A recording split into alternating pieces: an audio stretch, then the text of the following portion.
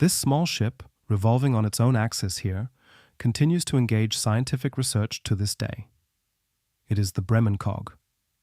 The Bremen Cog is a medieval merchant vessel built around 1380.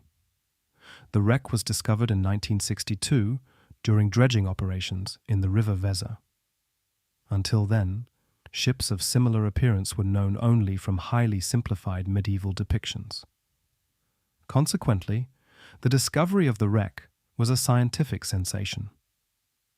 The wreck was identified as a cog, a single-masted vessel characterized by a large square yard sail and a broad hull.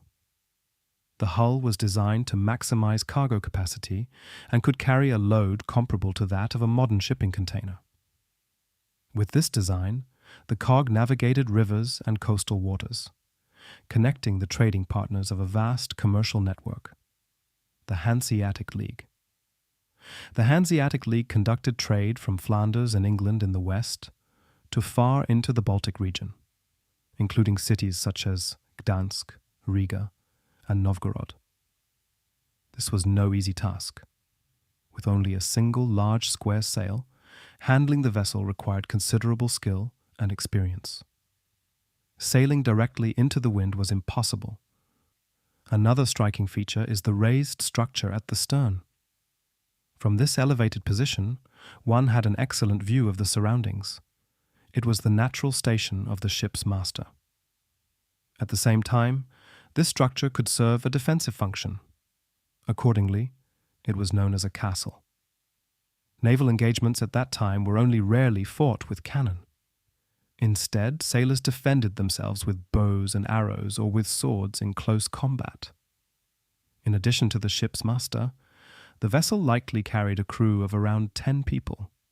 They were responsible for setting, furling, and trimming the heavy central sail. One aspect that is not immediately apparent from this small model is that the cog was constructed from relatively simple oak timber.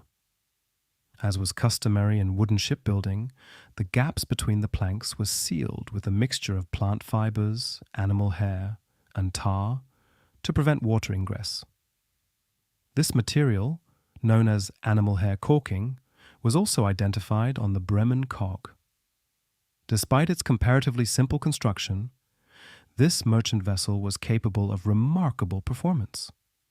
However, it could function only because a skilled crew was constantly at work on board.